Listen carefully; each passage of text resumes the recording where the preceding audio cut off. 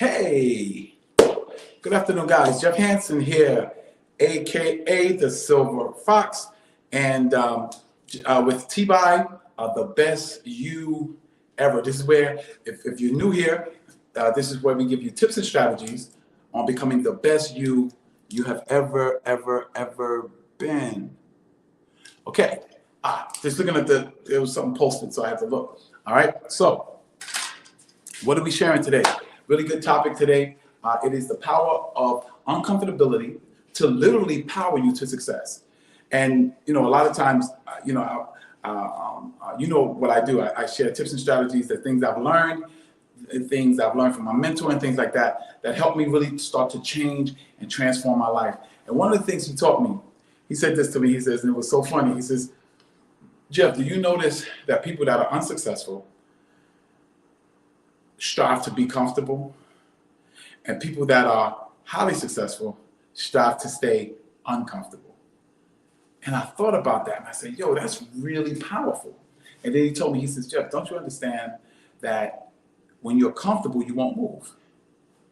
And then I thought about a story I'd heard about an individual, if you're in the bed and it's late and you're in the bed and it's a cold night and you got that nice comforter on you and you're nice and warm and you're nice and comfortable, the last thing you want to do is move. The last thing you want to do is go to the bathroom. The last thing you want to do is get up and, we got remotes now, and I show you how old I am, But the last thing you want to do is have to get up and do something because you're comfortable, you're warm, and you're comfortable. But on the other hand, let's say you're in the bed and it's a cold night and you have that one sheet on you and you're cold. What does that also mean? That means you're uncomfortable. That will make you get up and go find that comforter. That will make you get up and go turn the heat on or something. It'll make you move. Uncomfortability there's something called inspirational dissatisfaction, meaning whenever you are dissatisfied with something, that's when you have the power to move. That's when you have the power to change it. Because and mind you, there's levels. Because there's also a story I remember about a guy, he's going cross country. He ran out of gas, so he went into this old kind of ragged gas station. And he went in there to get some gas.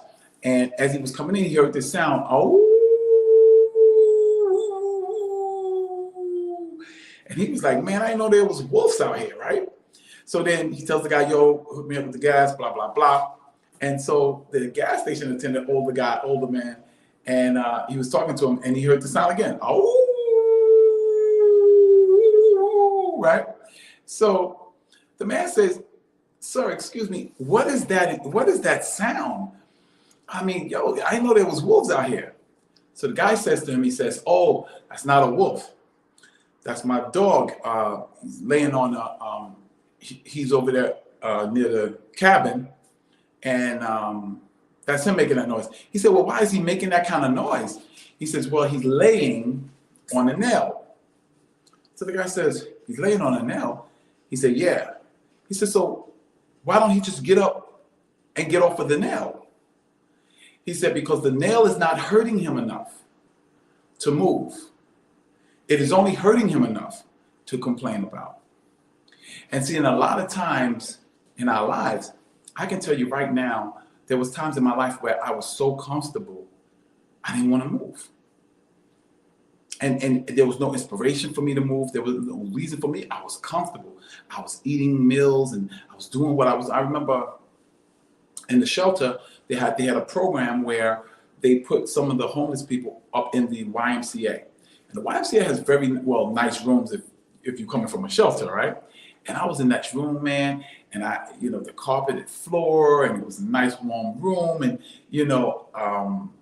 I had a colored TV. It was like a hotel room. Man, I didn't want to leave, even though I was not where I wanted to be. I didn't want to leave because I was comfortable. And a lot of times when I talk to people and they say, man, you're driven and this, that, and the other, but I'm kind of good with where I am. And what they're saying is that they're comfortable. And see, comfortability, the opposite of success is never failure. The opposite of success is uncomfortability. Because if you think about it, failure is a type of uncomfortability. And when you fail a test, it makes you study harder. You don't learn much from a test you pass. You learn more when you fail that test. And then you say, okay, I got to get better. So now you go get a tutor or you study harder. Well, the same thing in success. Let's talk about even from a fitness standpoint. From a fitness standpoint, guess what? Until you look in the mirror and you can't stand how you look or how you feel, or the doctor tells you, give you some bad news, there's not enough uncomfortability in your life to make you move or to stay consistent with a commitment that you're making to yourself.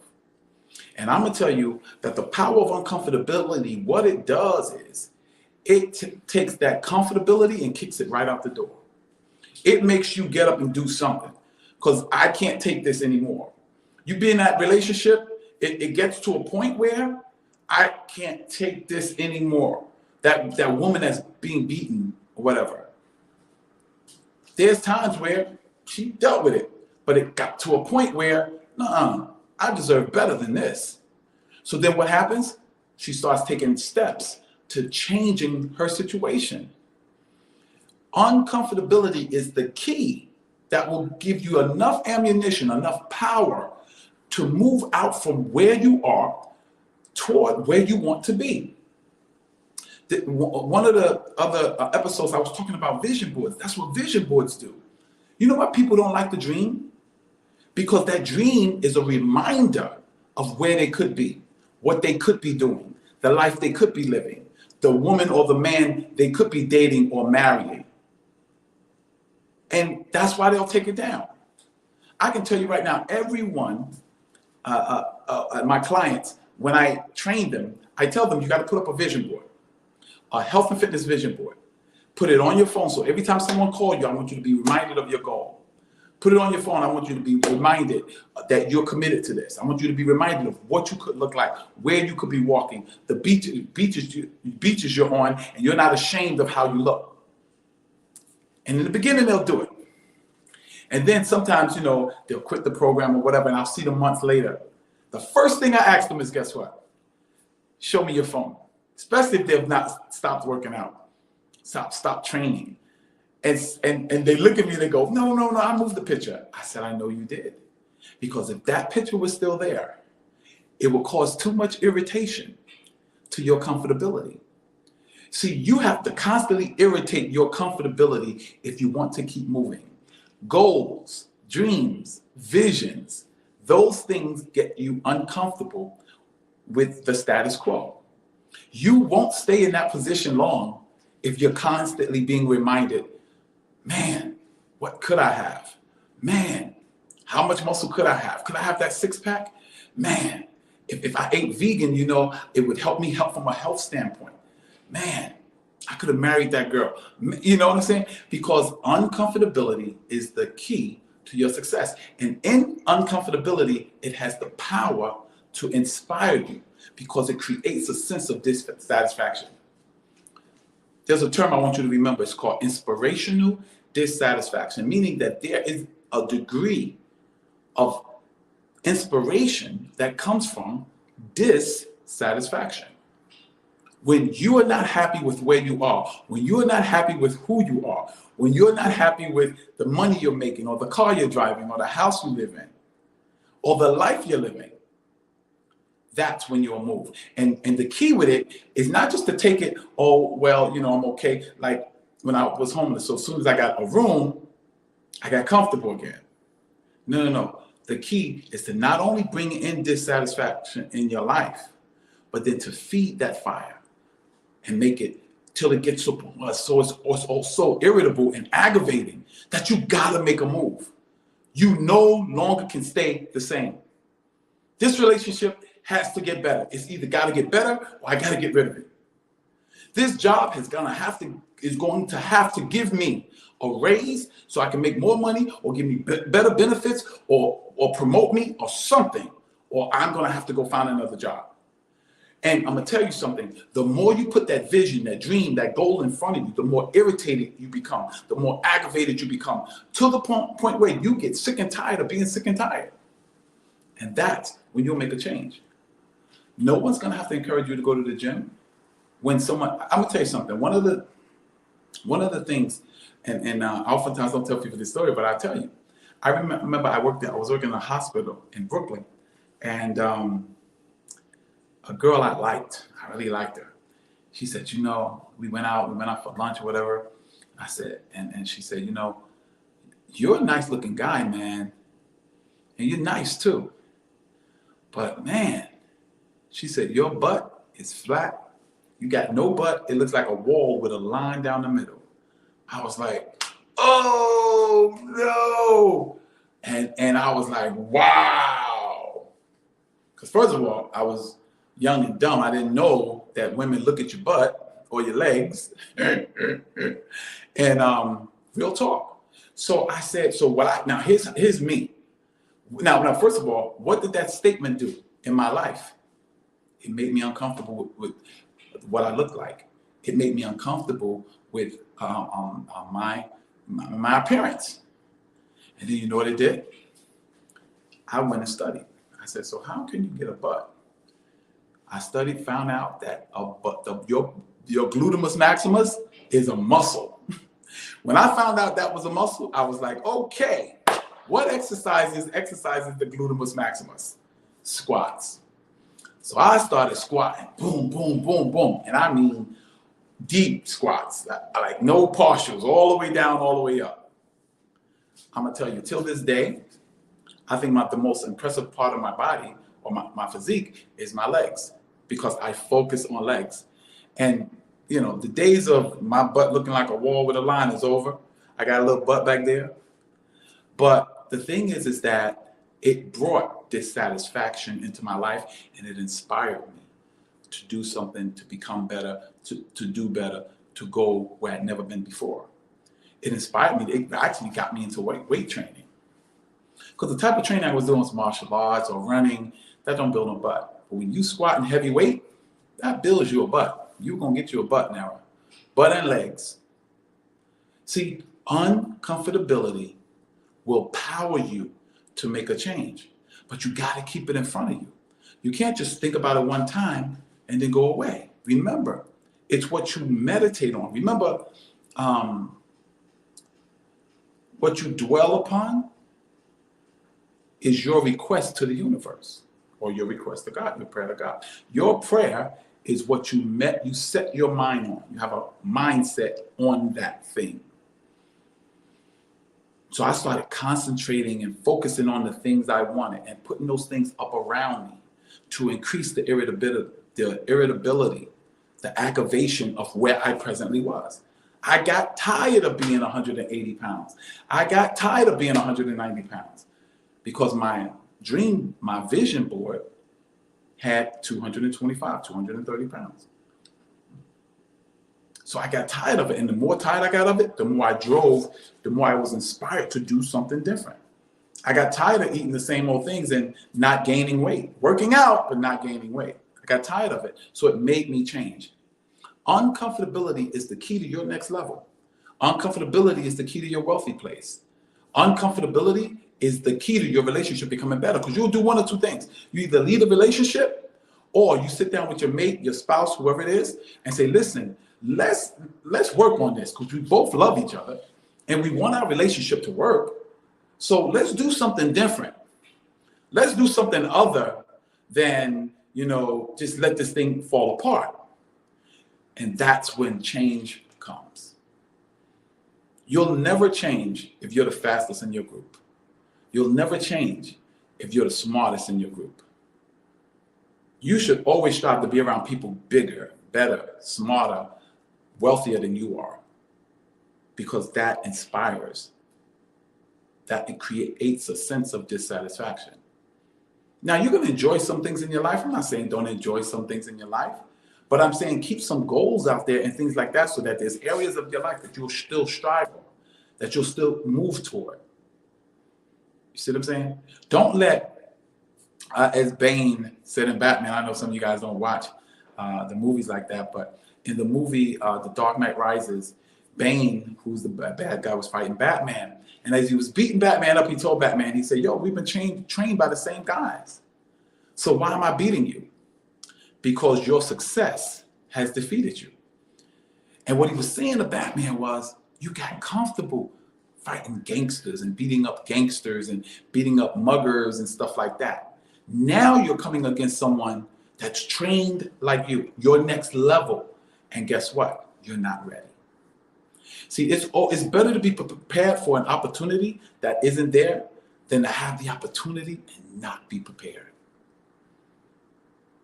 The power of uncomfortability to power you, or let me put it like this, empower you to succeed. You know what the word blessed actually means? It means empowered to prosper. Well, I'm telling you, a state of uncomfortability will move you towards your goal. A state of uncomfortability will get you to your next level. You won't even have to worry about running out of gas or using willpower. No. Because every time, just like that dog, you don't want to be that dog constantly complaining about your situation, constantly complaining about your health and fitness, constantly complaining about your weight, constantly complaining about your relationship or the money you make or the job you have or the place you live. No. Why keep complaining? Why not get up off the nail and go lay somewhere else? Why not find something that's going to satisfy you a little bit? And then set a goal to go even beyond that. See the difference with the average basketball player and a Michael Jordan is that Jordan always shot for more. If he got you down by 10 points, he wanted to beat you by 20. If he beat you by 20, he wanted to beat you by 30. If he beat you by 30, he wanted to beat you by 50. That's why he's the GOAT. That's why he's the greatest ever. And I know some people may disagree, LeBron James, Kobe Bryant. That's all well and good. I have my opinion, you have yours. Hey, I respect that. But the fact is that when you strive to be better, what's going to keep you moving in that direction is the degree of uncomfortability that will create the aspect of inspirational dissatisfaction. You become inspired because you're dissatisfied. And uncomfortability will move you toward your goals and your dreams and your desires. It will make you make some different decisions, make you choose differently, because you'll get sick and tired of being sick and tired and being sick and tired. And how does that make you better? Because anything that pushes you towards your goals and your dreams, anything that pushes you towards your aspirations, anything that pushes you to bring that vision into fruition, anything that pushes you to exercise personal development and become a better you, that is inspirational dissatisfaction. So that is the source and the key to the power of uncomfortability. Use your power to create uncomfortability in your life, whether it's through vision boards, whether it's through walking in wealthy neighborhoods, whether it's through going test driving cars that you can't afford right now. And when you create enough uncomfortability, trust me, the universe will provide resources and people and places and things that will build, that will open up doors for you, for you to have those very things that you've come to desire, those things that you've come to want. Ladies and gents, we've been doing this for about 20 minutes. I hope something I said motivated you. I hope something I said encouraged you, move you in that direction, make you think a little bit different, make you do a little bit different, make you implement some of what I said. And remember, if there's something I said that brought some value to your life, something I said that was worth something to you, change your life for the better, please like and subscribe. Now, of course, if you're watching it on YouTube, like and subscribe. If you're watching it on 365 Days of Fitness Challenge, my Facebook group, or any of my groups, wherever you're watching this at, like and subscribe it, give a comment. I hope something I said encouraged you. I hope something I said motivated you. I hope something I said made you uncomfortable so that you'll do something different, because we understand that if we give you tips and strategies on becoming the best you ever, we know that the best you ever will create your best life ever. This is Jeff Hansen, aka the Silver Fox, and I'm just excited about 2022. I'm excited about you. I'm excited about you going from you 1.0 to you 2.0. God bless you, and may heaven smile upon you.